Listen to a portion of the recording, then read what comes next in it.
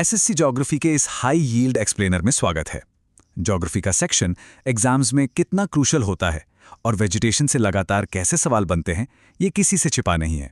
इसलिए आज का फोकस बिल्कुल शार्प और पॉइंट टू पॉइंट रहेगा।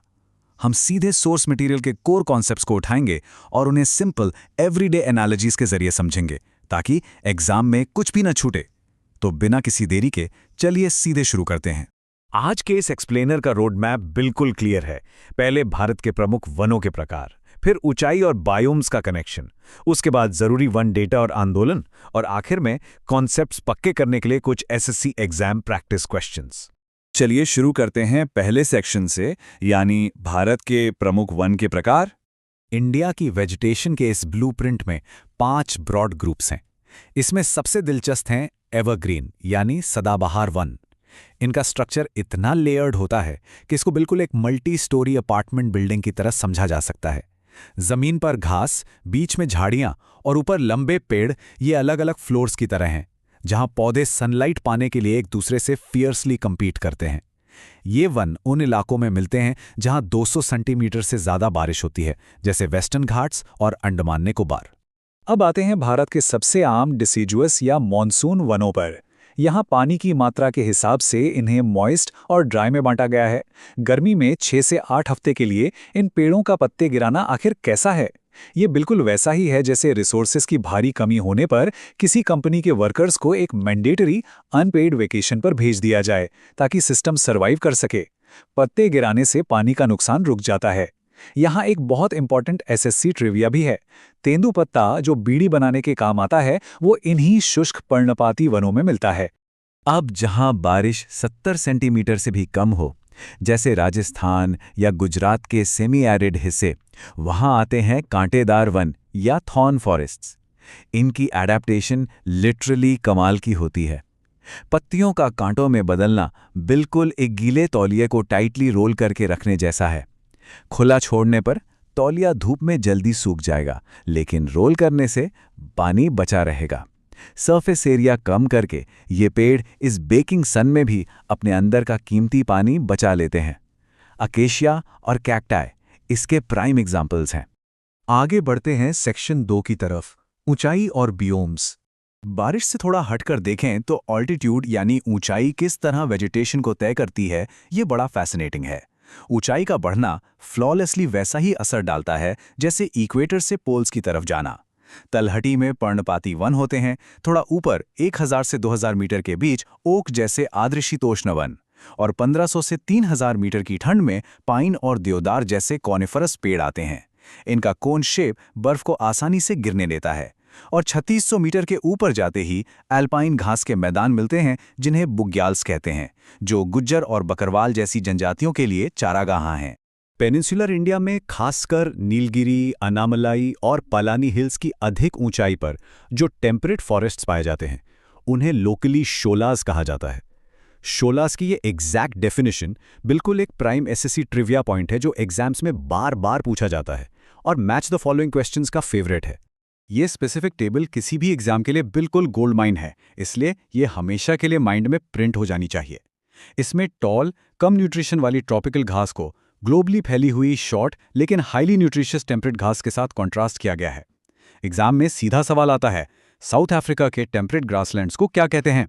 जवाब है वेल्ड्स, या नॉर्थ अमेरिका में प्रेरीज। अब बात करते हैं शिफ्टिंग कल्टीवेशन की, जिसे स्लैश एंड बर्न खेती भी कहते हैं। इसकी डिस्ट्रक्टिवनेस को समझने के लिए एक सिंपल एनालॉजी लेते हैं। ये बिल्कुल प्लास्टिक की डिस्पोजेबल प्लेट्स यूज करके फेंक देने जैसा है। शॉर्ट टर्म कन्वीनियंस के लिए जंगल जलाओ, खेती करो और मिट्टी खराब होने पर उस जगह को छोड़कर आगे बढ़ जाओ। ये मैसिव एनवायरमेंटल वेस्ट क्रिएट करता है। इस प्रैक्टिस के अलग अलग लोकल नाम, जैसे मेक्सिको में मिल्पा या ब्राजील में रोका, फ्रीक्वेंटली पूछे जाते हैं। अब आते हैं तीसरे सेक्शन पर, वन डाटा और आंदोलन। एनवायरमेंट्स की हेल्थ को इवैल्यूएट करने के लिए ये हार्ड नंबर्स बहुत ज़रूरी हैं।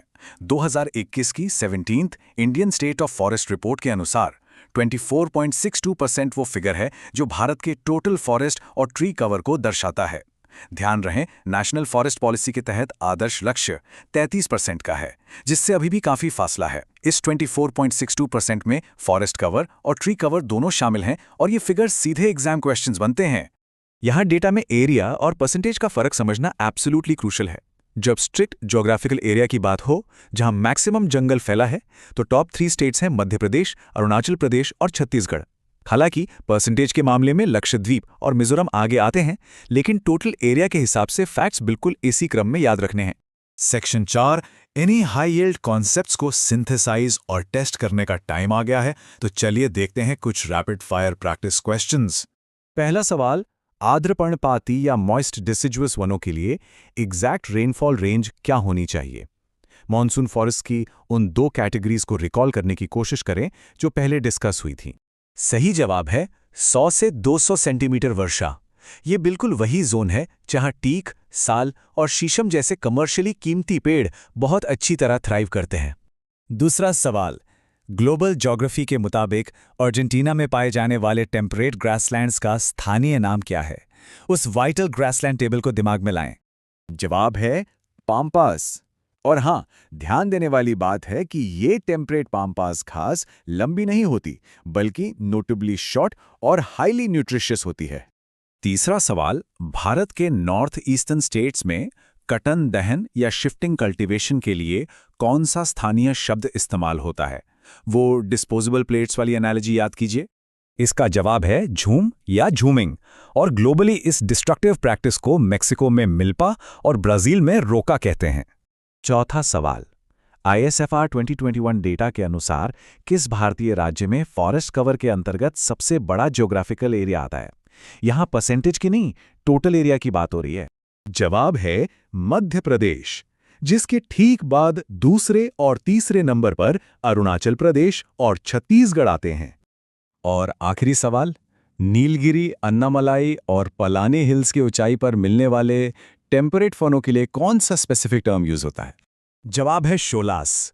इन सारे हाई यील्ड फैक्ट्स को मास्टर करने के बाद एंड में एक बड़ा सवाल दिमाग में जरूर आता है, जब अगली मेजर फॉरेस्ट रिपोर्ट रिलीज होगी, तब तक इन एनवायरमेंटल फिगर्स और फॉरेस्ट कवर्स में और कितने बड़े बदलाव आ चुके होंगे? क्या हम कभी उस 33% फॉरेस्ट कवर के क्रूशल लक्ष्य को हासिल कर पाएंगे? ये बिल्कुल सोचने वाली बात है। इसी के साथ हमारा ये एक्सप्लेनर यहीं समाप्त होता है। कीप रिवाइजिंग और कीप लर्निंग।